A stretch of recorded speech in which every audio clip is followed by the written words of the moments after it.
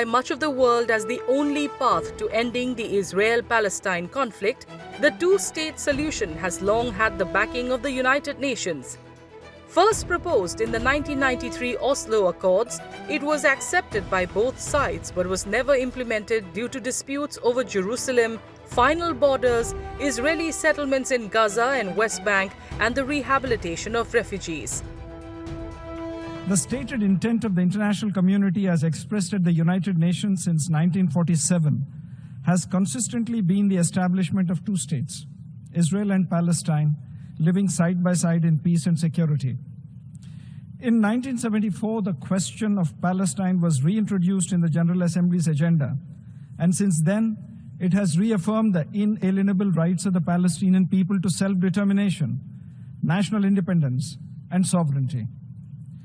Deliberations during the preparation for the conference confirmed that the international community continues to believe that there is no substitute for a two-state solution.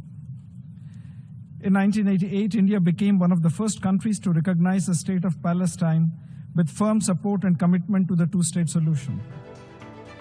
The two-state solution envisions Israel and an independent Palestine coexisting peacefully within agreed borders, bringing an end to the conflict with international recognition of both as sovereign nations.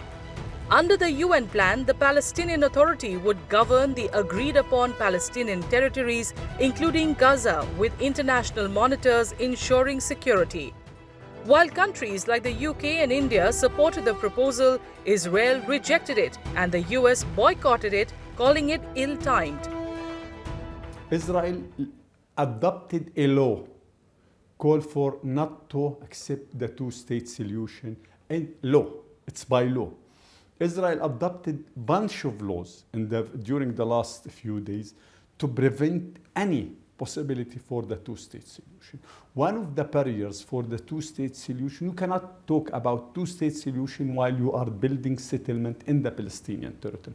One of the main barriers for the two-state solution is the Israeli settlement. Israel did not stop not only building, expanding the settlement in the occupied Palestinian territory. The war in Gaza has killed tens of thousands and triggered a mass famine. British Prime Minister Keir Starmer on Tuesday said the UK will recognize the state of Palestine at the United Nations General Assembly in September unless Israel moves towards a ceasefire in Gaza. The development comes after French President Emmanuel Macron declared that France will recognize Palestine, making it the first G7 country and permanent member of the UN Security Council to do so in a bid to pressure Israel to end the war in Gaza.